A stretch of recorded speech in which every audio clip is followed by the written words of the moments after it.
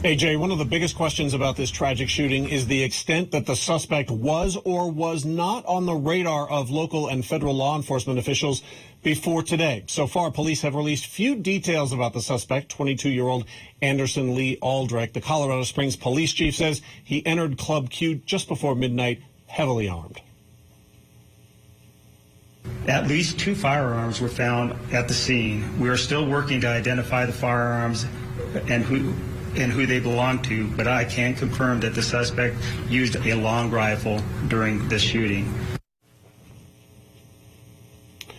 Now, investigators are now trying to figure out if all of those weapons belong to the suspect, and if so, how did he get them? They will also be scouring any social media profiles, phones, and computers, searching for clues and a possible motive. Of course, Club Q is already calling this a hate attack. But tonight there are new questions about the suspect's previous interactions with police. In June of last year, a man with the same name and matching age was arrested near Colorado Springs on charges of felony menacing and kidnapping. Now, his mother had called police to say her son was threatening her with a bomb, multiple weapons, and ammunition.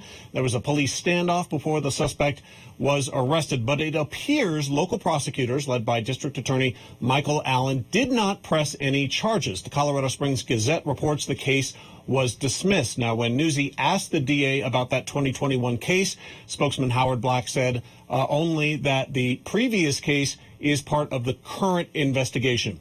Now, Jay, Colorado is also one of 19 states with a so-called red flag or extreme risk law that allows judges to confiscate guns from people having a mental illness or a history of violence. And after that 2021 case, we asked whether there were any family members, police, or the DA, for example, that ever filed any petitions against the suspect. We don't know the answer to that yet. But according to Colorado Bureau of Investigation records obtained by Newsy, the suspect does not appear to have any criminal record. Now, we did also reach out to the FBI, which is assisting with this case.